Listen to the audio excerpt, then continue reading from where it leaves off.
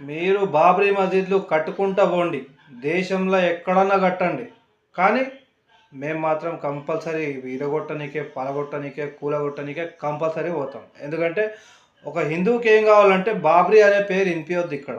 ఇది భారతదేశం, హిందూ దేశం.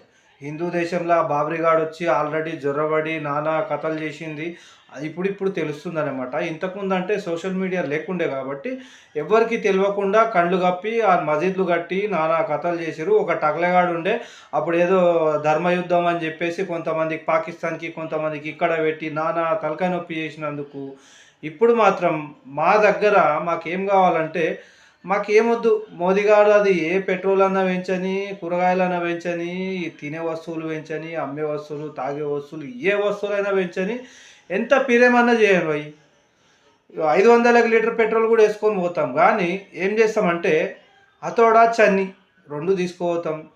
అటువంటి బాబ్రీ మస్జిద్ని మళ్ళీ కూలగొడతాం. ఇదైతే పక్కా గ్యారంటీ, రాసి పెట్టుకోండి.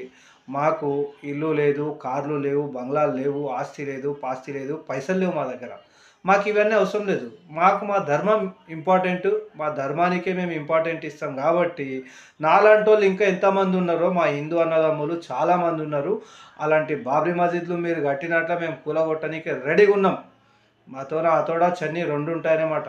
మీ దగ్గర ఏమున్నా పర్లేదు, కానీ మాతోన ఈ 2 అయితే పక్కా ఉంటాయి. ఇటువంటి మసీద్లు కూలగొట్టనీకి అంటే బాబ్రీ మసీద్ గురించి చెప్తున్నాను. ఎవరికన్నా మిర్చి పౌడర్ ఏమైనా వేసినట్లయితే పక్కకు తప్పుకోవచ్చు. ఒకవేళ హిందువులు కనుక మనోళ్ళు ఈ వీడియో చూసిన వాళ్ళైతే జై శ్రీరామ్ అని ఒక్క కామెంట్ చేయండి. జై శ్రీరామ్.